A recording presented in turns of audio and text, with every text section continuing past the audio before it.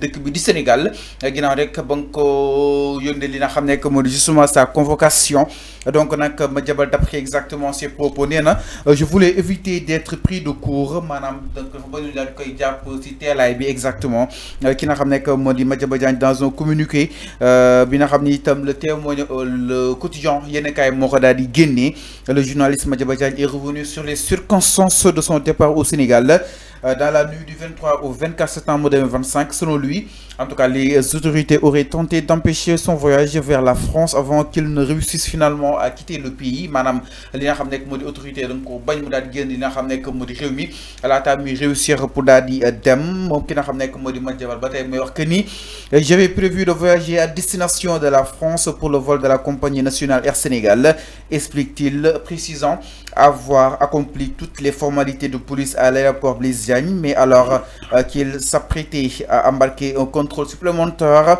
lui aurait été imposé, son passeport et son téléphone auraient été confisqués avant qu'il ne soit connu au commissariat de l'aéroport ki nga xam ne moo di Madiambal Diagne nag foofu nag ba mu fa eggee patienté nag ay waxtu yu bëri si douane commissariat bu aéroport le temps que son avion décolle moom nag mu daal di jàpp ni nag kenn jox ko benn explication bu claire en tout cas document yi nga xam ni itam moom Madiambal Diagne fourni na ko jot na ko da ko daal di jot ni ki ëllëg si li nga xam ne moo di sa convocation à la DIC donc jour bi nag jàppoon ne waroon na mën a voyage yi dem parce que jotul jour bi li nga xam ne moo di exactement avant sa convocation.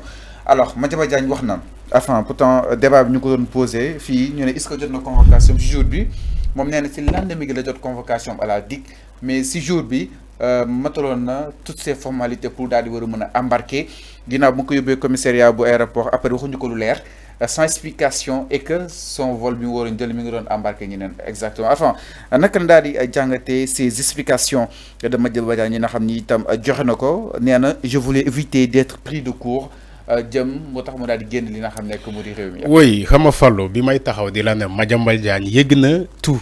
Tout ce qui s'est passé, Madiambal Diagne, il avait toutes les informations du début à la fin.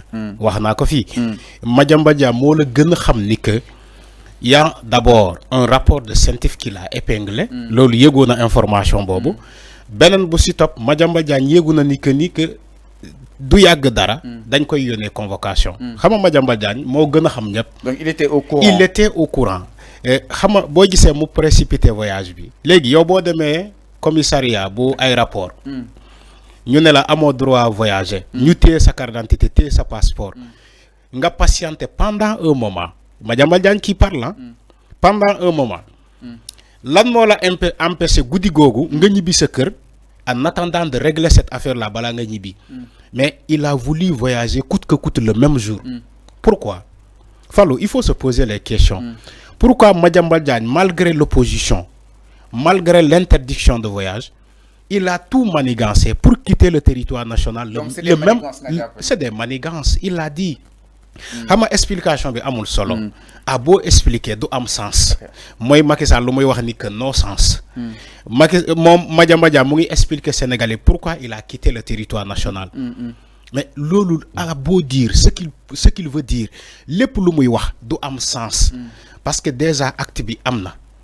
malgré l'interdiction de voyage, malgré donc l'opposition ba ñuy def ci aéroport bi contre lui, il a insisté, il a manigancé, il a mis en place un système très intelligent et réfléchi pour que moom mu mën a quitter le territoire national dem France dem par la Gambie ensuite embarqué ci Air Maroc et Royal. xam nga man balaa may dee il me dit moom Madiambal Diagne il me dit par exemple ce qui a été prévu man Madiambal Diagne dama bëggoon jël Air Sénégal et ça tu sais ce qu'il a voulu dire. maanaam avant kon moom dagg na biyam bu yàgg. voilà dagg na biyam naka la war a mën a xamee ne da nga koy jàpp. en fait c'est ça la question. non si il a toutes les informations yow Madiambal Diagne ngay wax. il a toutes les informations. alors Madiambal Diagne dagg na biyam bu Air Sénégal et ça mu ne Air Sénégal la waroon voyager mais ba mu demee ba ñu interdire ko ne ko waroo voyager. ci la changé plan bi il a utilisé le plan B. c'est lui qui dit moom Madiambal Diagne moo ko wax ci la changé plan bi. nee na c'est une stratégie. non stratégie mooy plan. mais quand il dit stratégie mooy plan. plan galal. Donc quand même. Non, c'est stratégie politique. C'est pas une stratégie. Parce qu'il voulait éviter d'être pris court quand même. Non, d'être pris court par quoi? Par une convocation. Parce que donc, mon yegona, sa convocation. Quand il dit je voulais ne pas, comment adresse, je ne voulais pas être pris à court, c'est parce que Madiambadja yegona ni que il sera convoqué. Te convocation mounio. Mota il s'est précipité pour voyager. Molal stratégie, ce qu'il appelle stratégie, c'est un plan B. Molal pour quitter le territoire national. Lolo, c'est un fait. Amna Bopare, on évalue ce qui s'est passé. On évalue la situation. On en tire des conséquences. Les conséquences, je crois que Madiambadja a les conséquences. Il connaît déjà les conséquences. Les conséquences, Demnaba est aujourd'hui un mandat d'arrêt. Un mandat d'arrêt international. Voilà les conséquences. Quand il y a une opposition... Mais il voulait reculer pour mieux sauter à fond. Non, c'est pas reculer. Est-ce que si concrètement Madiambadja, il pouvait préparer sa défense depuis le Sénégal. Il y a des avocats. D'ailleurs, tu as écouté les avocats qu'il a recrutés. Voilà, il y a tellement d'avocats. Les maîtres Georgiani, c'est pour d'avocats. C'est Madiambadja, moi la wax lolu. Moi la wax lolu. Lendemain bi kan moko jox convocation, lui qui était en France. Parce que jour bi avant, est-ce que convocation signé won ko meuna japp parce que c'est-à-dire gis nañ ko aéroport ku ñu sét si ëllëg si la coow lu jóge que ni ñu ngi koy seet mais jour bi suñ ko gisoon waa aéroport moo neen ko waaw dama lay jox vu ko parce que ñu bëri ñu leen fay dama lay jox l'incohérence des propos de Madiambadja. Dinaa la génne les incohérences parce qu'il y a tellement d'incohérences. Yow balaa ngay voyager il y avait un mandat de recherche, non, un avis de recherche. yaa ngi fàttaliku lan moo waral avis de recherche bi parce que Madiambadja balaa muy voyager on a lancé un avis de recherche. On a dit Madiambadja il était injoignable. DIC mu ngi koy woo new di ko jot. Maintenant comment la DIC peut appeler quelqu'un ba ñu mettre un avis de recherche alors que amul convocation? Comment ça? Vous croyez que la DIC day débarquer ni sans convocation? Mu ne non lancé nañu un avis de recherche à Madiambadja parce qu'il est injoignable. Moo tax Madiambadja si il fait sa manipulation, c'est de la manipulation. Parce que Madiambadja avant de quitter le territoire national amoon na avis de recherche. Voilà amul. Je te pose la question, am na avis de recherche wala amul? Bien sûr amoon na avis de recherche contre Madiambadja. Moo tax ba mu demee aéroport ñu téye ko fa ñu ne ko yow doo voyager.